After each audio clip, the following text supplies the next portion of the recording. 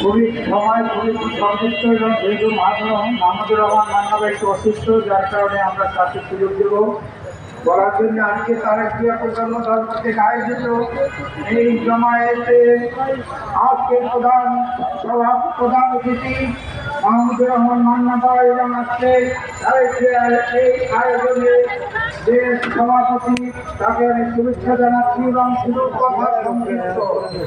15 বছর 7 মাস পরে এই প্রেস ক্লাবের সামনে আমরা নিঃশ্বাস নিতে পারছি সেই বাতাসে, যে বাতাসকে বাংলাদেশের দুর্গন্ধ ছড়িয়েছিল এই শেখ হাসিনা।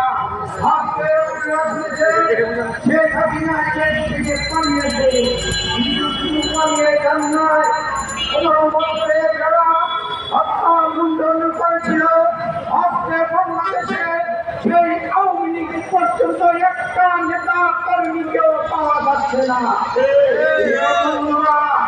আপনারা জানেন এই বাংলাদেশে যদি আইনাগর প্রতিষ্ঠিত হয়, সেই আইনাগরের খবর আমরা এই প্রেস ক্লাবের সামনে জনগণের সামনে উপস্থাপন করেছিলাম। কিন্তু এই শেখুনি হাসিনার যে প্রশাসন ছিল তারা আমাদেরকে ভয় দেখিয়ে ওই আইনাগর নামে কোনো ভয় ছিল না। কিন্তু আপনারা দেখেছে এই শেখ হাসিনা পালিয়ে যাওয়ার পরে এই বাংলাদেশের একজন বাংলাদেশের যুবক এবং জনগণের নেতা ওই আইনাগর থেকে বেরিয়ে এসেছে।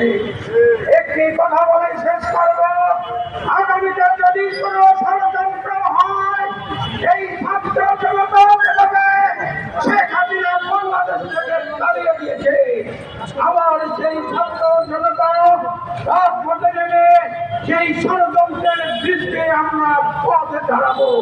রাজপথে প্রতিরোধ দাঁড়িয়ে বাংলাদেশকে পুনর্গঠন করে সংস্কার করে গণতন্ত্রকে ফিরিয়ে নিয়ে সকলের জন্য কি আবাস তৈরি করব, যেখানে থাকবে সকল মানুষ যেখানে স্বাধীনভাবে কথা বলতে পারবে।